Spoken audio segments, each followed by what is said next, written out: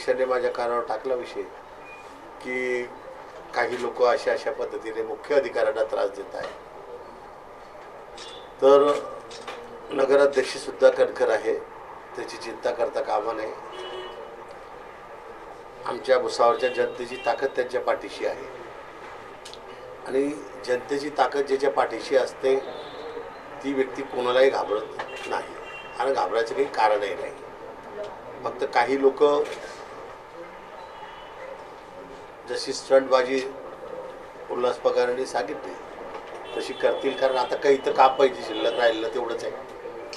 आणि त्यांच्या मागे जो मार्गदर्शक असेल त्याचा बी विषय जो असेल तो येईलच समोर. आता ताईंनी सांगितलं की 9 वर्षापासून का 14 वर्षापासून कुंभकर्णाची झोप घेणारे एवढ्या लवकर आता ते स्वतःच म्हणत आहेत की 3 महिन्यापासून टाकीचं काम बंद आहे. मग आता नगराध्यक्षांनी 23 तारखेला चार्ज घेतला आहे अजून, तर काम बंदचा नगराध्यक्षाचा कुठं संबंध येतो हा एक पहिला प्रश्न आहे. दुसरा प्रश्न की आता मला याच्यात असं काही वास यायला लागला आहे की या जागेचा कुठे वास येतो आहे का आसपासच्या जागेमध्ये काही, असं मला वाटतं आहे. कारण माझ्या माहितीमध्ये आता असं आलं आहे, मी यांनी जेव्हा मला सांगितलं की असं झालं तर तेव्हा मी माहिती घेतली तर जी पाण्याची टाकी ज्या ठिकाणी बनते आहे ती त्या ठिकाणी पूर्वी कॉम्प्लेक्स मंजूर आहे, त्याच्यामुळे ती पाण्याची टाकी तिथे करता येणार नाही. पहिला प्रश्न हा.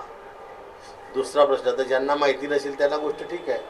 आता हुशार लोक खूप आहे गावामध्ये आणि काय म्हणतात ते असं लोकांना घेऊन जात आहेत आणि रेफ्रीची का काय याची भूमिका बजावत आहेत, शिक्षकाची भूमिका बजावत आहेत. म्हणजे शिकलेल्या लोकांना एक अनपढ शिकवतोय असं मला दिसून आलं. आणि संतोषी माता हॉलच्या समोर ही माती जिथे खोदून टाकली त्या हॉलच्या समोरची जागा कोणीतरी पचवायच्या तयारीत होता असा याचा अर्थ आहे. आणि पाण्याची टाकी जी आहे ते कुठे बनवायची ते नगराध्यक्ष ठरवतील.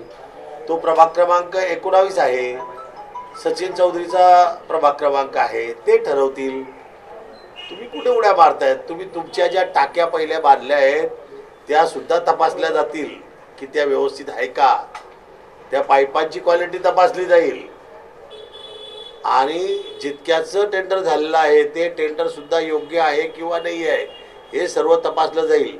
आणि आम्ही काय सांगितलं आहे की काम जसं नगराध्यक्षांनी सांगितलं क्वालिटीमध्ये कोणतंही काम क्वालिटीशिवाय स्वीकारणार नाही हे नक्की आमच्या नगराध्यक्षाचं. तर माझं म्हणणं तेच आहे की क्वालिटीमध्ये काम करणारे आणि काही लोक आता ज्यांनी बोगस कामं केले आहेत त्यांच्या बिलांसाठी आता ते अशा प्रकारच्या उठाठेव करतील, परंतु ते मागची बिलं असो का नंतरची असो का आजची असो आम्ही कोणतेही बिलांच्या संदर्भात नगराध्यक्षांनी सांगितलं आहे किंवा शिवना स्पष्टपणे की स्वतः ते कामाची पाहणी करतील आणि तेव्हाच ते बिलाची हे होईल.